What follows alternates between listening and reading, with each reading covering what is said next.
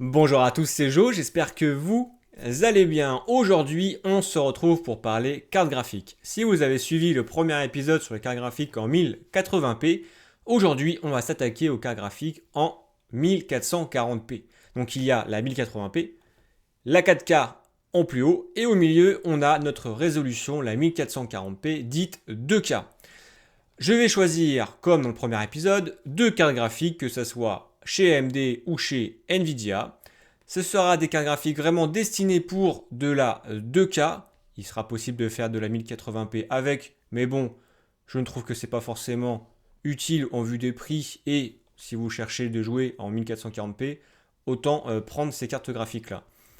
Là, ça sera vraiment des cartes graphiques dessinées pour marcher sur la 1440p et de jouer dans de bonnes conditions. Il n'y aura pas forcément de concessions à faire en termes de graphisme parce que vous pourrez faire jouer quasiment tous les jeux du moment sans problème. Si vous souhaitez jouer avec en 1080p, vous pourrez et vous aurez potentiellement plus de FPS.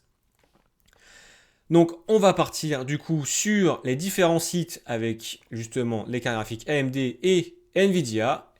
C'est parti, let's go! On se retrouve du coup pour la première carte de chez Nvidia et on attaque avec une RTX 4070. Donc là, on a le modèle MSI, le modèle Ventus. Il y a plein d'autres modèles à différents prix. On les retrouve généralement entre 590, 620, 630 euros. C'est une carte graphique qui embarque 12 Go VRAM, donc c'est vraiment très bien. Elle se débrouillera parfaitement en 1440p, encore mieux en 1080p. On pourra même aller chercher de la 4K, mais bon, là, il faut commencer à faire un petit peu de concession, c'est pas forcément ce qu'on recherche. Donc là, pour un budget, on va dire de 600 euros, 615 euros, vous avez une RTX 4070 avec tout ce que le GeForce Experience peut donner comme avantage, le DLSS, et j'en passe. Ensuite, il y a sa grande sœur ou son grand frère, qui est à peu près dans les mêmes tarifs. Là, on le retrouve à 620 euros. Donc là, c'est une carte graphique, c'est une GeForce RTX 4070 Super. Donc on a le même giga de VRAM, sauf que les fréquences sont plus élevées, légèrement, mais pas de quoi en faire tout un pataquès. C'est quand même un modèle au-dessus, vous allez gagner entre 5 à 8% de performance en plus comparé à la 4070 classique. Donc là, on est sur un modèle de chez Zotac, mais il existe encore plein de fournisseurs et de revendeurs avec des marques différentes dans les alentours de 600 à 650 euros. Là, il faudra vraiment voir en fonction du prix et du moment. Ça sera vraiment à vous de choisir la marque que vous souhaitez. Ensuite, nous allons passer du coup chez AMD. Chez AMD, la carte graphique parfaite, je trouve, pour jouer en 1440p, c'est la RX 7800 XT. Elle embarque 16 Go de VRAM. Donc là, on a la version Sapphire, la version Pulse de chez Sapphire. Elle est aux alentours de 500 euros, donc on est quand même un petit peu moins cher que chez Nvidia.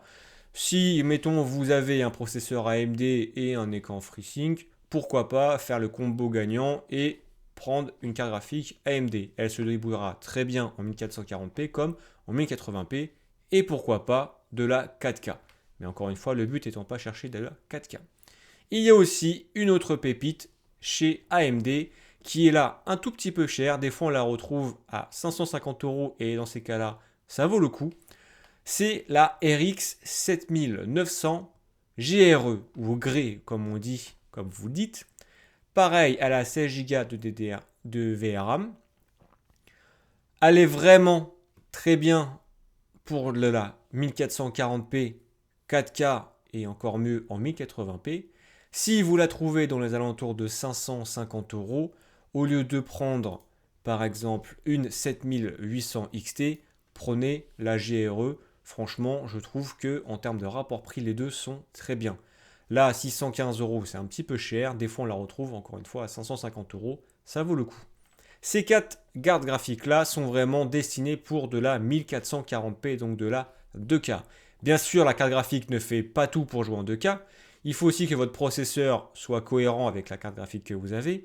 Et après, il y a aussi l'écran. Ça, l'écran, ce sera à vous de choisir en fonction de la taille, de la résolution, de la dalle et ainsi de suite. Mais ça, on fera un guide d'écran un petit peu plus tard pour justement choisir les meilleurs écrans possibles.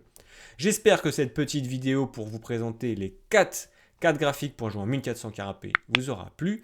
Peut-être un épisode sur la 4K. Moi je vous dis à la prochaine. Ciao, bye.